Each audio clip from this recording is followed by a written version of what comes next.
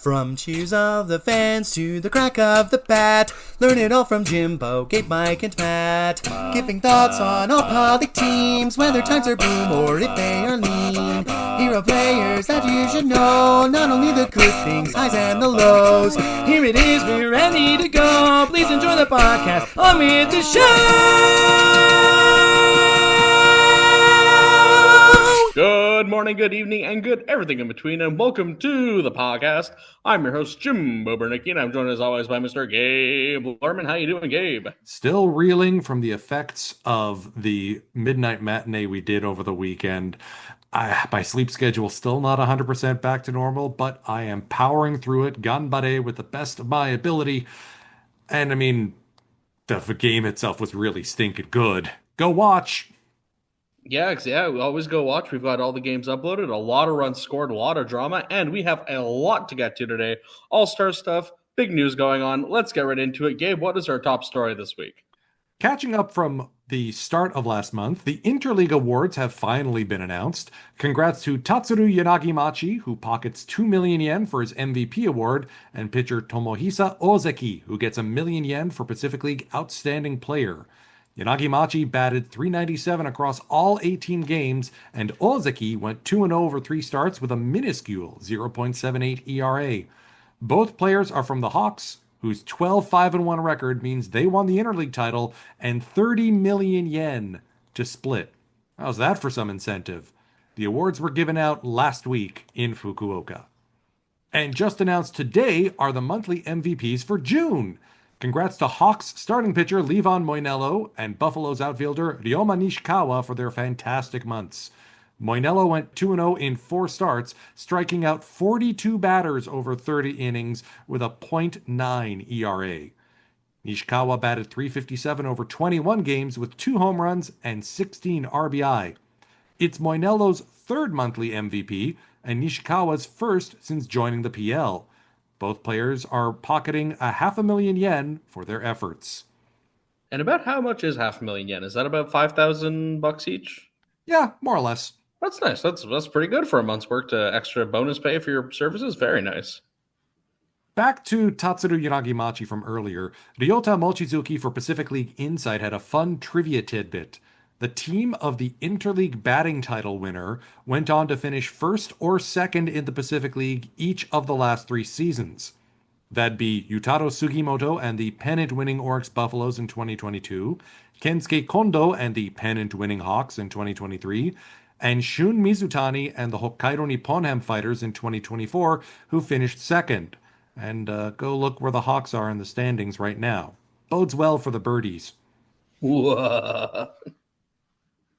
With the All-Star Game coming up later this month, we're starting to get a sense of what the PL roster will look like. The fans have voted, the players have voted, and the coaches have made their selections. 1 final seat is available per team via fan voting this week. We'll sprinkle who got nominated throughout our Around the Horn. Voting is also open for the Home Run Derby participants. Go vote for your favorite at npb.jp. And while you do that, and before we get into the Around the Horn, let's take a quick ad break. We'll be back in just a minute. He just destroyed. I don't like how that sounds. Yo. Hey, Mike, what are you working on? Oh, hey, I'm just practicing my home run call since, I don't have one. Okay. Well, sometimes you guys take a water break and it's just me, and I figured I gotta have a home run call. Well, I'll have you know I've never taken a break in my life, actually.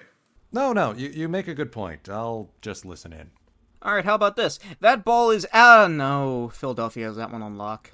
Can't use put it on the board. Harrelson would sue. See you later? No, they have that one too. Yeah, and that's too basic. Big fly. No. Does Joe Buck even have one? That ball has been sent to the Shadow Realm? You really want Konami on our case? Yeah, but I kind of like it though. Alright, how about this? Machi, sugoi hamanentes. What about that one? Please don't debase yourself by becoming an anime sidekick. Is that a no? Guys? Where'd you go? Guys? Are you guys gonna come back? Well, I still don't have a home run call, but Pacific League TV doesn't have any ads or blackouts when you subscribe. Stream all 6 Pacific League teams on the app or on the website. All right, but how about destroyed? Like, like des, the Japanese word des, and then destroyed, like destroyed? You guys still aren't coming back? Okay. And that brings us to our Around the Horn segment where we look at all the teams in the league from top to bottom, starting with our league leaders, the Hokkaido Nippon Ham Fighters. Take it away, Gabe. 7-4 since our last episode, so the Fighters' lead in the Pacific League shrinks to a single game. Getting swept by the Hawks on the road was a tough go. Congratulations to All-Stars manager Tsuyoshi Shinjo, pitchers Seigi Tanaka, Kota Tatsu, and Koki Kitayama, infielder Kotaro Kiyomiya, outfielder Chusei Manami, and DH Franmil Reyes. Kitayama pitched another complete game on July 1st, albeit a one-run loss in 8 innings at Tokyo Dome against the Hawks. His ERA after today sits at 1.39, enough to qualify for the ERA title and sit second in that race. All 30 MLB teams combined as of today have 22 complete games. The Fighters alone have 18. This team is built different. And Kota Tatsu, speaking of the All-Stars, set a new club record by winning his 6th consecutive decision since his debut.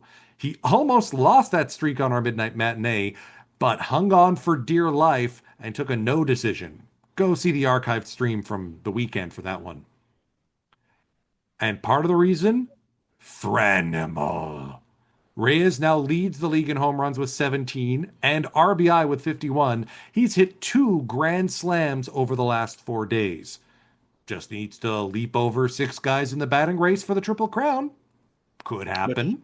I think he could. He's been batting lights out lately. I was trying to do research for who should be our player of the week, and I was like, all right, no, let's give it to the guy with 2 grand slams. That's easy. That's simple enough math there. And so that brings us over to our second place team. Leaping over the Buffaloes and gaining ground are the Fukuoka SoftBank Hawks, 9-2 in their last 11, just soaring into second place, and they are hot on the tail of the Fighters. Our All-Stars are in. We got manager Hiroki Kokubo, pitchers Levan Manello, Kazuki Sugiyama, and infielders Hotaka Yamakawa, outfielders Yukio Shuto and Tatsuru Yanigamachi. All super deserving, especially Shuto, who's been having a great season at the plate. And if you've been watching the top 10 plays, he has been one of the best fielders in the league by a mile. Not that, we've got so many great fielders, but he is so standout. And I'm so happy to see so many of the great Hawks on our All-Star ballot. Other good performances we got going on here is Kohei Arihara went the distance in the July 1st game, striking out 11 against 6 hits and a walk and a complete game shutout, needing only 107 pitches. The game itself only took 2 hours and 24 minutes. He's on that Mark Burley diet, just mowing through the team. Very happy to see him coming back around because he got off to a really shaky start to start the season, but it's great to see him living back up to his potential. And that also means, because that game was against the Fighters, he becomes the 22nd pitcher in NPB history to get a win against all 12 clubs because he used to pitch for the Fighters. So nice little feather in his cap there. And congrats and bonsai to Kensuke Kondo, who became the 311th player in NPB history to get 100 home runs. He did his via a grand slam yesterday against Oryx as the Hawks continue to push through on their way up the standings of the Pacific League. Kondo only needs 4 more doubles to get to 300 in his career, which I would imagine he will get very, very soon. Speaking of other milestones, shortstop Kenta Imamiya is sitting at 99 career home runs. The NPB lets us know every week what milestones are coming up. He's been sitting there for a bit, but I'm sure he'll break that by season's end. And, of course, let's talk about the phenom, the greatest pitcher in the Pacific League right now. Well, one of the best. He's been really good. Mr. Levan Moinello has taken the lead in the ERA race with a 1.27 ERA, just ahead of Tatsuya Imai at 1.52 and Chihiro Sumida at 1.69. Moinello has also lost his first game of the season just a couple days ago, going 8 innings with 7 Ks and only allowing 1 run in a 1-0 loss, I should say. He's pretty good. Pretty good. He's ahead of some elite names, and he has been elite all season. As you pointed out, he's been PL MVP 3 times this month, or has that just been 3 times in his career? Feels like it's been 3 times in his career. Feels like it's been 3 times this year already. He's great. But yeah, super happy to see him playing so well and super happy to see him get his recognition. Anything else that we want to interject on with the Hawks there? Just jealousy, that's all. And speaking of, as they soar past the team that is now in third place, your favorite team, the Oryx Buffaloes, take it away, Gabe. 6-4 in their last 10, sliding to third after losing to the Hawks yesterday and today. They go to avoid the sweep tomorrow. All-stars are pitchers Hiroya Miyagi and Alan Kuri, catcher Kenya Wakatsuki, infielders Yuma Tongu, Ryo Ota, Kotaro Kurebayashi, and outfielder Ryoma Nishikawa. So the infield is basically 3/4 Buffaloes. Part of the reason why the Buffaloes had so many fan votes is that their fan base is growing. The Buffaloes welcomed 1 million fans in only 36 home games. Last year, they pulled it off in 2 fewer. Both of those are the 2 fastest seasons to 1 million fans in Buffalo's franchise history. I'm telling you, Osaka is turning into a Buffaloes town. The other reason is that the Buffaloes have legitimately been raking. Nishikawa, Ota, and Sugimoto are all batting at or over 300 at the time of recording, sitting 2nd, 4th, and 5th in the batting title race. Sugimoto and Yuma Tongu both have 8 home runs to boot. That said, the injury bug is clamping down hard on the Buffaloes right now. Catcher DH Tomoya Mori was deregistered today due to a right thigh injury, as per Sports Hochi. Koji Oshiro already in the infirmary. Ryoma Nishikawa needing some time off. That said, guess who's coming back? Pacific League Rookie of the Year Shunpeita Yamashita. He saw his first game action in 4 months earlier today, and his velo is already back to mid-90s. Taishi Hiraoka is also on his way back from a fractured rib, so that means Yuma Mune will get a couple days off at the hot corner. Now is a terrible time for all this thing to happen. Buffaloes need to refine their form and stay in the race, man. The Lions are still going to be breathing down their necks after they get out of this slump. Well, I mean, on the one hand, true, but also around the All-Star break, you get a little bit of time to maybe regroup, kind of find yourself, get back into the mojo. Not as many games being played, but I think injuries are the only thing that can keep the Buffaloes out of the playoffs at this point. They've been playing really well all season. They're returning to form. And as we are about to get into, there is a certain team stumbling a bit out of the playoff race. The Saitama Seibu Lions sitting in 4th place, 2-7 over their last 9. Not the time to be doing that. I mean, there never is a good time to go 2-7. But now there's more games between 3rd and 4th than between 4th and 5th. So they got to watch out for those Eagles. The Eagles are doing pretty well. I feel like they've been playing better than, they get a lot of moral victories. Anyway, back to the Lions. Our All-Stars are, as you might expect, pitchers Tatsuya Imai, Chihiro Sumida, Hiroshi Kaino, and Kaima Taira. The best. That's three out of those guys are some of the best pitchers in the Pacific League. No surprises there. And infielders Natsuo Takizawa and outfielders Seiyo Watanabe and Manaya Nishikawa.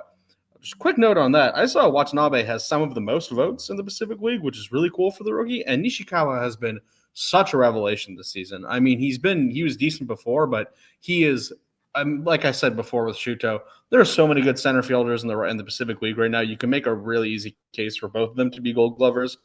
It's been great to see them playing so well this season. And a cool little note, we got to see Kaito Yozawa pitch in Okinawa, his home prefecture, way off in the southern, very, very, very southern islands. He gave up 3 runs in 8 innings, and, not a bad performance for the Submariner. It's cool that there's a Submariner from Okinawa. It's a nice little mix of strange and strange. And in other news, Tyler Nevin is doing his best to justify his new contract, going 4-for-4 on Sunday, June 30th against the Fighters with a solo home run. Little problem with that, though, is that those were the only 4 hits the Fighters allowed as the Lions lost 2-1. It's the first time only one player has had all 4 of a team's hits in 87 years. You have to go all the way back to the 30s for the last example. But hey, that means Nevin's doing really well, at least in a historic sense, in a weird way. And Nevin's also up to 8 home runs on the season. So he has been performing really well for the Lions. It's good to see that contract is working out so far. And I think we are sleeping on another Lions dominant pitcher who didn't make the All-Star game. I'm looking over here at their stats. Yujiro Watanabe is down to a 2.16 ERA with a 1.08 whip over 79 innings pitched. That's pretty good work. But I mean, the Lions just produce pitchers en masse. It's just an endless supply line just of pitching. Just need to get some hitting. And speaking of great pitching, Kaima Taira leads the Pacific League with 20 saves. Only 3 guys have double digits even near him. It's Andres Machado and Segi Tanaka, but Taira is a few ahead. And so, yeah, definitely the best closer in the Pacific League at the moment. And in a bit of fun news, the Lions announced that they're going to be using the roof of the Balloonadome to do a projection fireworks show after the games from August 1st to 14th. So that's cool. Wish I could see that, but I can't because I have school and work and life is hard. But that brings us Japan over. is far away. Yeah, that part too. That part's a little hard too. But one day I'll get there. And so that brings us over to our 5th place team, and you will be filling in for Mike this week because he's having a bit of a power outage issue. So, Gabe, take it away for the Tohoku Rakuten Golden Eagles. 4-7 in their last 11, including getting swept by the Fighters on the road. Less than ideal, but they're managing. Congratulations to All-Stars pitcher Naoto Nishiguchi and infielders Rui Muneyama and Itsuki Murabayashi. Speaking of Nishiguchi, his consecutive scoreless inning streak ended at 26 after giving up a run to the Cebu Lions yesterday. Pretty good start to the season. No wonder he got an All-Star nod. Spencer Howard won his 5th start in a row to begin his NPB career. The last Pacific League pitcher to do it was Rick Vandenherk for the Hawks, and he had a storied career for Fukuoka. Not bad for the former Philly. We mentioned Itsuki Murabayashi as an all-star. He now sits atop the batting title race and continues to lock down third base quite capably for the Eagles. They got something special going with this kid. Equally special and just posted to Pacific League TV's YouTube channel as I was reading this, Daisuke Nakashima, the left fielder in the Midnight Matinee, has now gone 4 straight games with a triple that ties an NPB record. All those games were on the road as well. So interesting to see if he can bring that gap power back with him to Sendai. Yeah, and it's unfortunate Mike wasn't here. I would love to hear him read the Spencer Howard news. I feel like knowing him, I'm a bit sardonic about it. Like, oh, why can't he pitch like that for the Phillies? But it's great to see him performing so well for the Eagles so far. And speaking of Mike and his favorite team, that brings us over to the last place team in the standings, the Chiba Lotte Marines, who continue to struggle, but they're doing their best, I guess, as they go 4-6 in their last time. The All-Stars in for them are manager Masato Yoshi, pitcher Shunsuke Nakamori, and catcher Ryusei Teriyuchi. Teriyuchi's been having a pretty good season, so that makes sense. But not a lot of positive news otherwise outside of that. I mean, I think the most positive thing about the Marines this season is that they finished 6th in the Interleague, so they're better than the rest of the Central League. That's great. But in unfortunate news, Gregory Polanco, who was just heating up, is now on the injured list due to a partial dislocation in his right shoulder, and that is unfortunate. And there is no word on his return timetable. So, yeah, the Marine season continues to go from bad to worse, and we'll play on next year, I guess. There's not really much else to say. That's about it for the Marines. And so that brings us to the latter portion of today's show with our familiar faces in new places. How are our boys doing stateside? Well, Mr. Shohei Ohtani now has hit 300 home runs across both MLB and NPB. That's to be expected. He's going to keep going on a tear.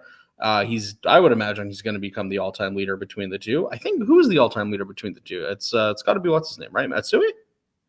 I would guess. If you're talking about players who have played in both leagues, yes. Otherwise, you're looking at Sadaharu as the all-time. yeah. I meant between the two. Yeah. I think it might be Matsui still. Yeah, I think I saw Matsui once. I think at 500 or so. But anyway, moving on. In other less exciting news, so obviously Ohtani was named to the All-Star game, and so was Yoshinobu Yamamoto.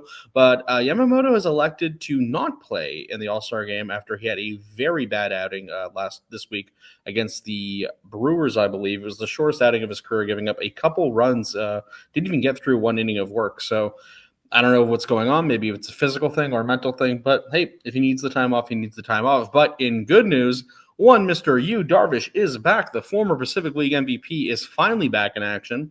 He went 3 2/3 innings earlier this week, picking up 5 strikeouts, giving up 3 hits, 3 walks, and 2 runs in that frame. A modest return for, I think, I would say the best pitcher in terms of career success, NPB and MLB, right? I mean, I know we love Nomo and we love Matsuzaka. At least for the durability, the duration, and quantity, I think we can agree Darvish has been one of the most celebrated on both sides. Yeah, for sure. Yeah, but a lot of success on both sides, and so yeah, even though he's in his late 30s, he's still going out there and still doing pretty good. I hope he recovers and keeps doing even better. Even though he plays for the Padres, I don't really care for the Padres, but that's very good to see. And that brings us to the end of today's show. And our question from you to us to everyone in the world: how do you celebrate your national holiday? Because we just got off Canada Day on July 1st and Independence Day in America. So, Gabe, how do you celebrate your national holiday?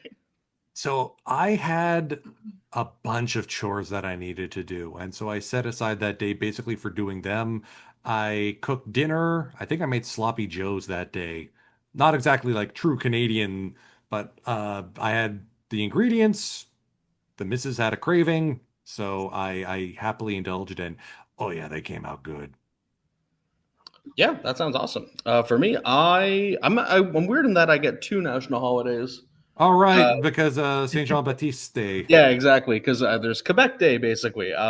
Canada Day, well, both. I tend to work. That's about it. Because my job is 24/7, but I get paid more for working, and the buildings are closed. So that's what I do. I get paid more to sit around in an empty building and usually watch baseball highlights or read. So not a bad day, honestly. But as usual, please answer our questions and check out all the other Pacific League content we have here on PLTV. Like, comment, subscribe, do all that YouTube stuff. Check out the live streams, check out the highlight videos, and we'll see you next time on the podcast. Take care.